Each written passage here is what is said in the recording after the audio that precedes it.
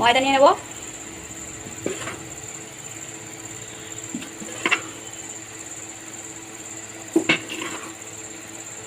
সাড়ে 3 চামচ ময়দা নিয়েছি, মানে কাপ অনুযায়ী 3.5 কাপ।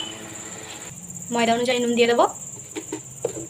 এবার তেল দিয়ে দেবো, বড় চামচে 2 চামচ তেল। তেলটা এতটা বেশি দিয়েছি কারণ ময়ামটা ভালো হবে। এবার এটা অনেকক্ষণ ধরে মাখতে হবে।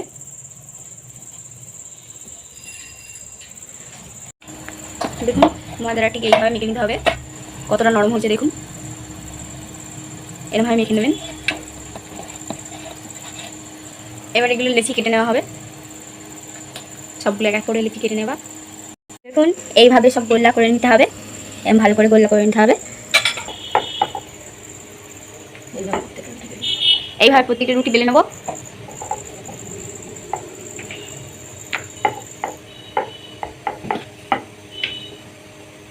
এবার তেল দিয়ে দেবো এর উপরে একটু।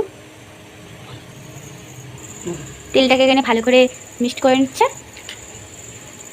এবার উপর থেকে একটু কর্নফ্লাওয়ার ফেলে দিচ্ছে।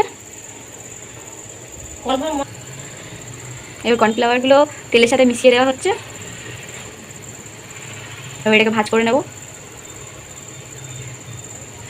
ঠিক এইভাবে ভাজ করে নেবেন, তাহলে ভালো করে ঠিক এইভাবে ভাজ করে নেবেন।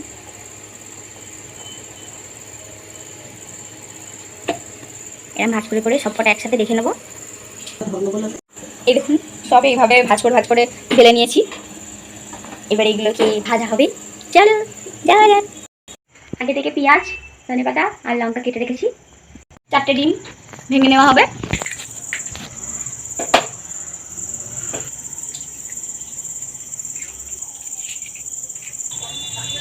চারটে ডিম ভাঙা হয়ে গেছে। পেঁয়াজ, লঙ্কা, ধনেপাতা আর কাঁচা লঙ্কাটা কাঁচা লঙ্কা না, ওটা শুকনো লঙ্কা কুচি করে রেখেছিলাম, সেটা একসাথে দিয়ে ভালো করে মিক্সড করে নেবো। কাঁচা লঙ্কা লাল হয়ে গেছে। ও লাল হয়ে গেছে। নুন দিয়ে দেবো।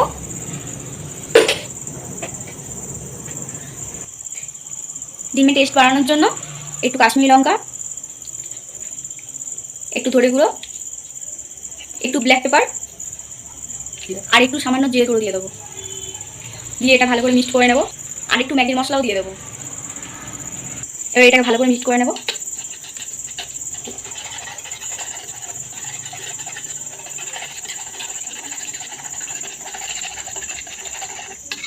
দেখতেই কত টেস্ট লাগছে, কি সুন্দর স্মেল।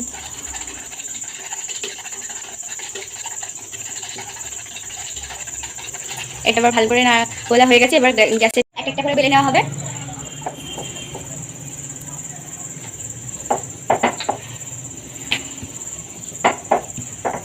এটা বেলা হয়ে গেছে, এর উপর ডিম দিয়ে দেবো।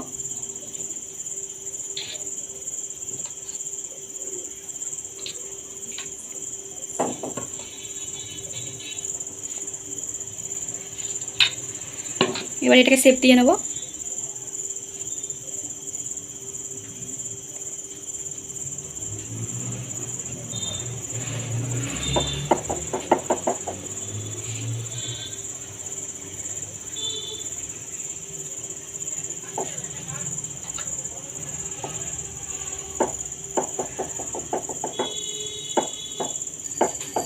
এই দেখুন এরকম ভাবে এটাকে মুড়ে নিতে হবে।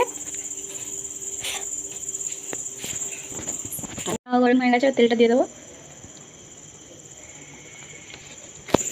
তেল দিয়ে দিয়েছি, তেলটা গরম হয়ে গেলে একটা একটা করে ভাজা হবে। ধারে ধারে একটু করে জল লাগিয়ে নেবো, যাতে ওটা ছিটকাতে সুবিধা হয়।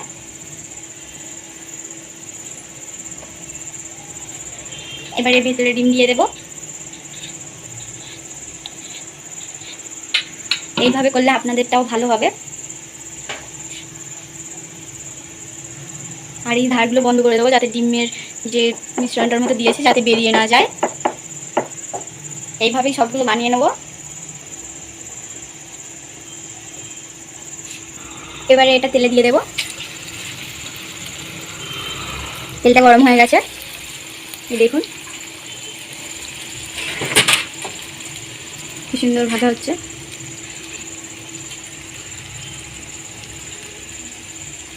আমার নিচটা লাল হয়ে গেছে, পাল্টে দাও। এই দেখুন কি সুন্দর লাল লাল এসেছে।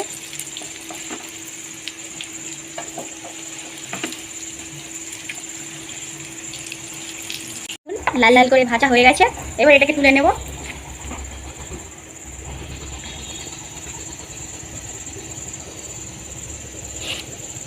দেখুন কি সুন্দর ভাজা হয়ে গেছে।